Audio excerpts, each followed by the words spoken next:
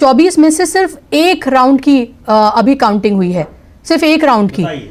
आप सोचे 12 बज रहे हैं और सिर्फ एक राउंड की वहां पर काउंटिंग हुई है। बहुत सारी जगहों पर जहां पर 14 और कुछ जगहों पर 13, 14 और 10 राउंड की भी काउंटिंग हो चली है, वहां सिर्फ एक राउंड की हुई है और 24 राउंड वहां पर होने हैं। इसके अलावा आप ये देखें 12 बज गए हैं और 6 राउंड की काउंटिंग, 5 राउंड की काउंटिंग, 8 राउंड की काउंटिंग, 7 राउंड की काउंटिंग, 2 ये एक और सीट है जहां ये है बतनाहा शायद वो सीट है और जहां पर सिर्फ 2 राउंड की काउंटिंग हुई है। तो और ये इस वक्त की ये बड़ी खबर भी हम आपको बता रहे हैं कि 5वें राउंड के बाद आरजेडी के तेजस्वी यादव 106 वोट से पीछे चल रहे हैं। ये भी एक शॉकिंग ही हो सकता है क्योंकि अगर वो पीछे चल रहे हैं तो आप समझ लीजिए कि क्या कुछ हुआ है। 106 से 6 मतों से वो वोटों से पीछे चल रहे हैं। और इस वक्त की ये बड़ी खबर राघोपुर में और रघुनाथपुर से 5वें राउंड के बाद आरजेडी के ओसामा 5088 वोट से आगे चल रहे हैं। राघोपुर सीट में कांटे की टक्कर, जहां पर ये लग रहा होगा लोगों को ये तो एक तरफा है, यहां पर तो तेजस्वी यादव जाहिर सी बात है कि जीत ही जाएंगे। इसमें क्या देखना है, ये क्या इंटरेस्टिंग हो सकता है। वहां पर भी आप ये देखिए कि 5वें राउंड के बाद भी तेजस्वी यादव जो है वो 106 वोटों से यहां पर पीछे चल रहे हैं।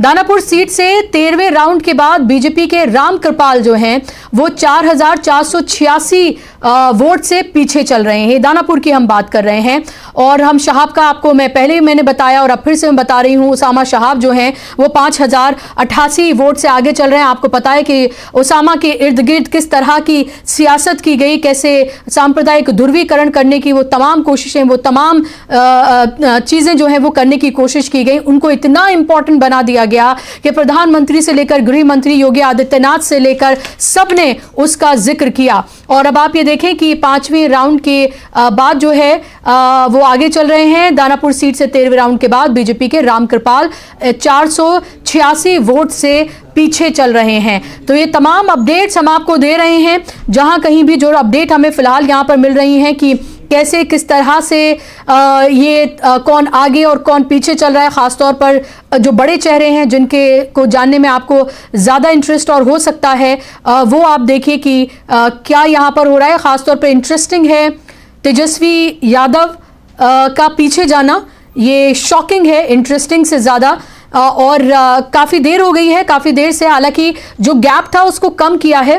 पहले 3000 से ज़्यादा का था गैप, 3000 से ज़्यादा से पीछे चल रहे थे तेजस्वी यादव और अभी फिलहाल अगर हम देखें तो 106 वोटों से ही वो पीछे चल रहे थे। और जो इंटरेस्टिंग बात, जो राउंड्स की मैं बात कर रही थी, वो बेहद इंपॉर्टेंट है कि पहला एक और ये जो मैं दूसरी सीट के बारे में बात कर रही थी, वहां पर भी 27 राउंड की काउंटिंग होनी है और सिर्फ 2 राउंड की ही काउंटिंग वहां पर हुई है। तो ये बहुत सारी चीजों को बताता है। जी शकीब, आप कुछ ऐड कर रहे हैं? जी देखिए, तेजस्वी यादव ने एक ट्वीट किया है अभी।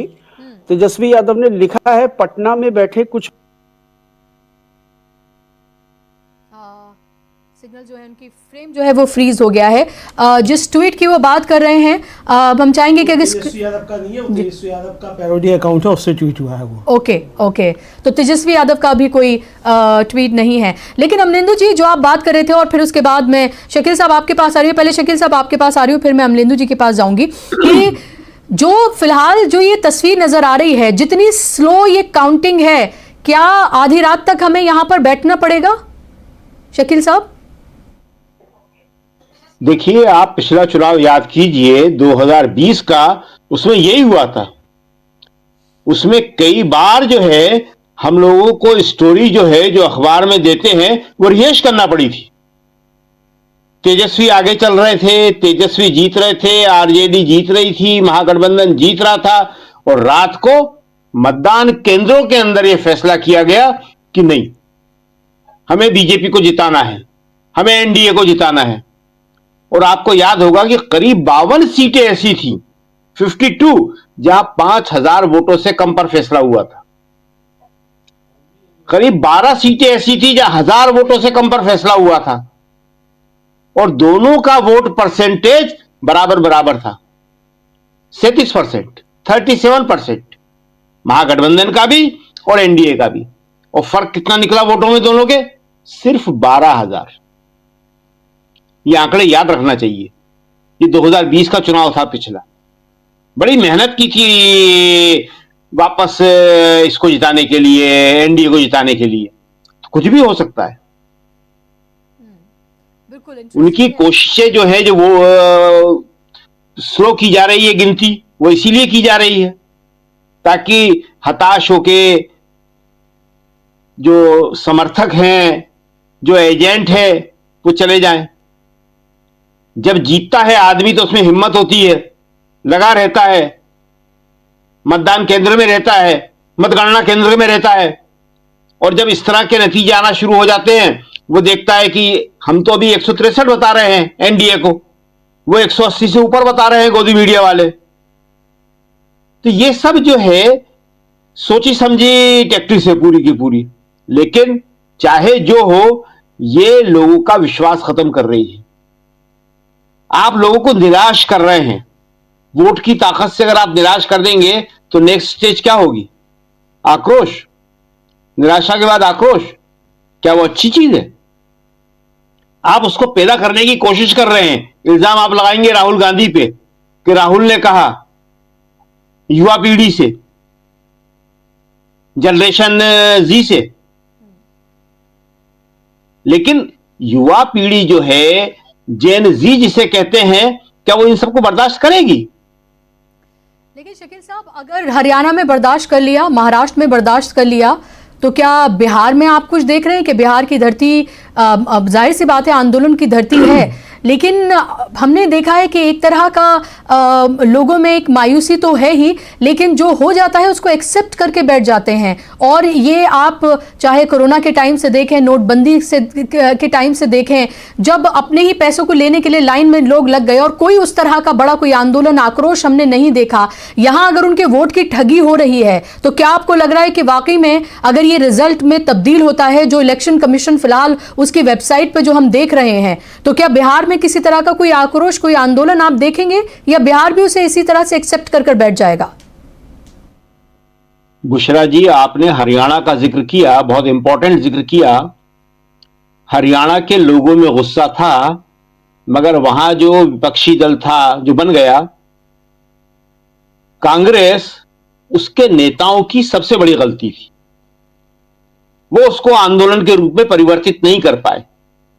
अभी हमने कहा था पहले जब बात कर रहे थे कि हम कांग्रेस के बारे में बात करेंगे, लंबी बात करना है हमको, लेकिन कांग्रेस के बारे में बात करने में हमेशा खतरे होते हैं कि हमारे बहुत सारे दोस्त नाराज हो जाते हैं। इसलिए लिख के तो हम कांग्रेस के बारे में बहुत सारी बातें करते हैं। वहां में जो गुटबाजी थी, जो वहां के कांग्रेस के नेता थे, अगर वो जरा सी भी कोशिश करते तो हरियाणा से ही वो आंदोलन शुरू हो सकता था। और हमने अभी जिक्र किया आपसे कि ममता बनर्जी इसको बर्दाश्त नहीं करेगी। यहां पे तेजस्वी कितना कर पाते हैं ये देखने की बात होगी। यहां भी जो करना है वो तेजस्वी को ही करना है। उनके साथ कौन खड़ा होगा कहना बड़ा मुश्किल है, लेकिन वहां ममता बनर्जी अकेली ताकत है अपने आप में। और अगर कहीं ऐसी गलती इन्होंने तमिलनाडु में कर दी कहीं, तो वहां स्टालिन भी नहीं करेंगे, वो केरल वाले भी नहीं करेंगे। तो ये जो है ठीक है, हो रहा है सब जगह। लोग बर्दाश्त करना तो खैर बड़ा शब्द है, बर्दाश्त तो कोई नहीं कर रहा है, लेकिन उसको उस तरह से अभिव्यक्त नहीं कर पा रहे, निराशा को आक्रोश में नहीं बदल पा रहे। लेकिन एक दिन तो होगा वो। आखिर कब तक? हर चीज की एक सीमा होती है। जब लोग देख रहे हैं अपनी आंखों के सामने, हरियाणा का रिजल्ट शॉक्ड था बिल्कुल।